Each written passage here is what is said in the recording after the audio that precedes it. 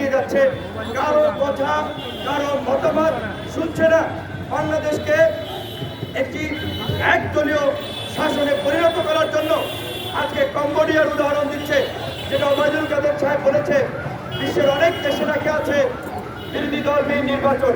সেটা আমরা বলেছি, আমরা কম্বোডিয়াতে দেখেছি বিরোধী দলবিহীন নির্বাচন, সরকারি দল ক্ষমতায় থেকে রাজনৈতিক দল তৈরি করে প্রশাসনের নির্বাচন করছে। আজকে এখানেও আমরা একই চিত্র দেখতে পাচ্ছি, সরকারি দল ঠিক করছে কারা কারা প্রার্থী হবে, কারা কারা নির্বাচন করবে, কোন কোন দল নির্বাচনে যাবে, কারা বিরোধী দল হবে। নির্বাচনের আগেই সব ঠিকঠাক হয়ে যাচ্ছে। এমনকি অনেকের ঘোরালাপ ভাষণ ছাবার যে আমি প্রধানমন্ত্রী আমাকে বলেছে নারায়ণগঞ্জ এক আসন থেকে বেটা আমি এমপি হব, আমি বাসে কেন যাবো, একটার পাশ দিয়ে ধাক্কাধাক্কি লেগে গেছে। আবার আরেকদিকে দেবর ভাবির মান অভিযান চলছে, দল কার নিয়ন্ত্রণে থাকবে, দেবরের নাকি ভাবি। প্রধানমন্ত্রী দেবরকে নেতৃত্ব দিয়েছে, এখন ভাবি নির্বাচনে যাবে না। এই নাটকীয়তা আমরা গত 10 বছরও দেখেছি। এই নাটকীয়তা করে তামাশা করে আমাদেরকে আনন্দ বিনোদন দিয়ে আমাদের লক্ষ্য উদ্দেশ্য থেকে আমাদেরকে বিচ্যুত করেছে, আমাদেরকে বিভ্রান্ত করেছে।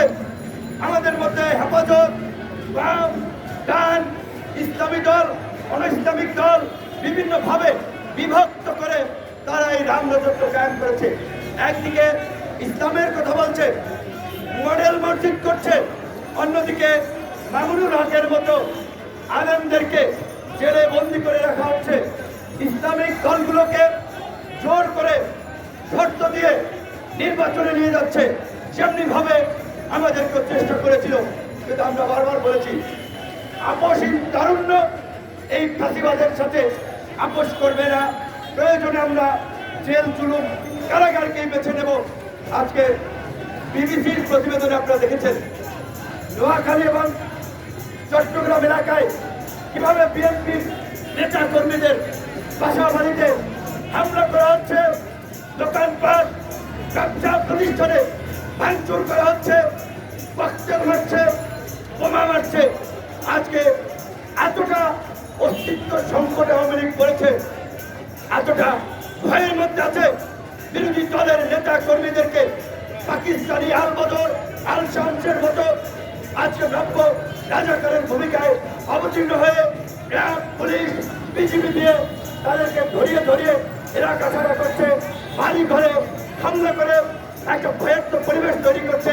কিন্তু এর মধ্যেই আমার এই ঢাকার রাস্তাতে এই যুব অধিকার পরিষদের মতো সংগ্রামী তরুণরা এই শেকল ভাঙার গান শুরু করে দিয়েছে।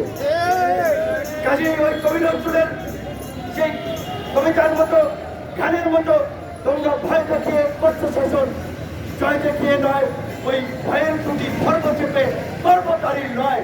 যতই ভয় দেখাও ওই ভয়ের ত্রুটি আমরা চেপে ধরে তোমাদেরকে আমরা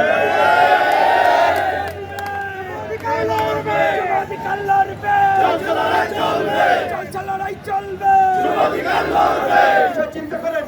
আজকের জমানায় আজকের দিনে যদি কবি নজরুল বেঁচে থাকতেন, এই বিদ্রোহী এই বিপ্লবী গান এবং কবিতাকে তিনি লিখতে পারতেন, শেখ হাসিনার বাকশালী আইন, ডিজিটাল নিরাপত্তা আইনে অনেক আগেই কবি নজরুলকে কেরানীগঞ্জ কিংবা আপনার কাশিমপুরে নিয়ে যেত।